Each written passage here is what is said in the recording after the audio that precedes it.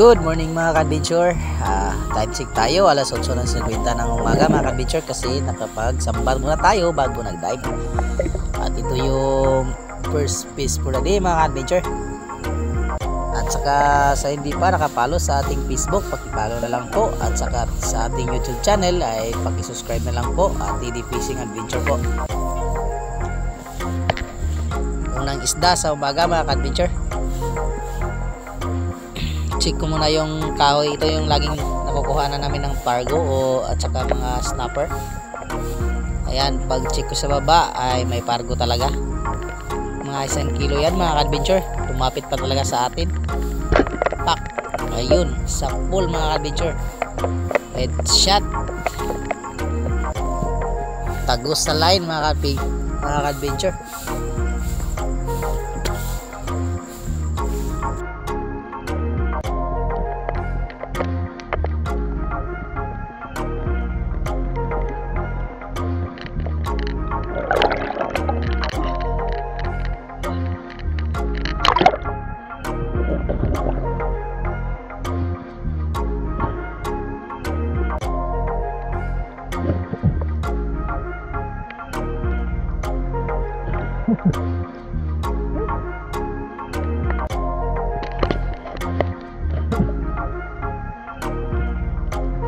Ito yung pangalawang dive natin mga ka-adventure.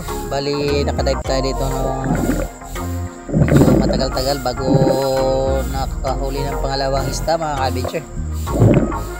Ayan, pasensya na sa ating video mga ka-adventure kasi mumurahin lang yung cam natin at saka malabo pa yung tubig, kaya ganyan. Pero makikita mo naman yung isda mga ka-adventure.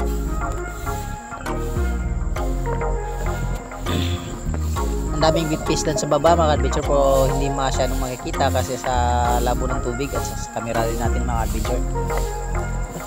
Kaya dyan nagpasya akong mag-ambush. Try natin mag-ambush kasi yung tubig hindi malinaw, kaya maganda pag mag-ambush pag ganito. Yan ang paborito kong area mga ka-adventure, yung pag medyo malabo at talagang ambush yung style natin dito. Kasi may mga malalaking isda dito sa area na to mga ka-adventure. Ayun, hindi tayo nabigo mga ka-adventure. Nakakita tayo ng mga grupo ng king mackerel, tagili. Kaso lang yung camera natin masyadong mababa, kaya hindi nakuha na ng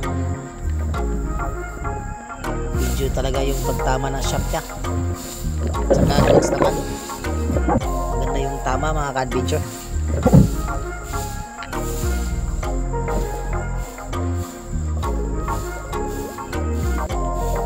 King mackerel, good size, mga 2 kilo yan mga ka-adventure.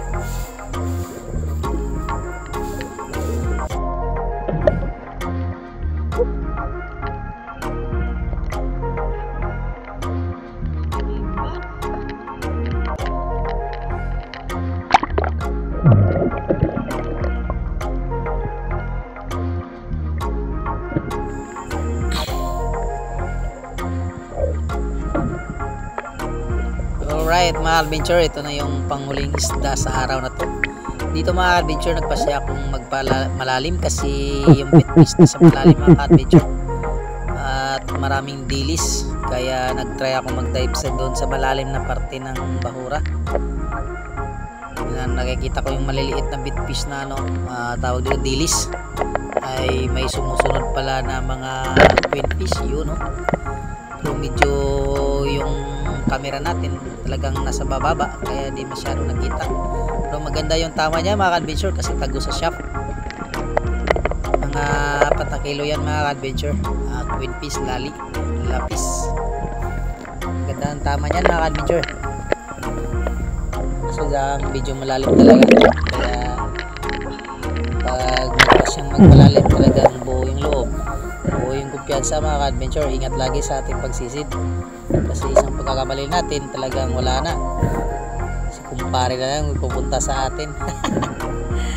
Ayan mga ka-adventure, nihila ko na yung queenfish. Nakita ko naman talaga maganda yung tama, kaya hindi ko na inaryahan. Hinila ko na hinila. kasi nakita ko tagos talaga yung shaft niya sa katawan ng queen fish. 4 na kilo yan mahigit mga ka-adventure.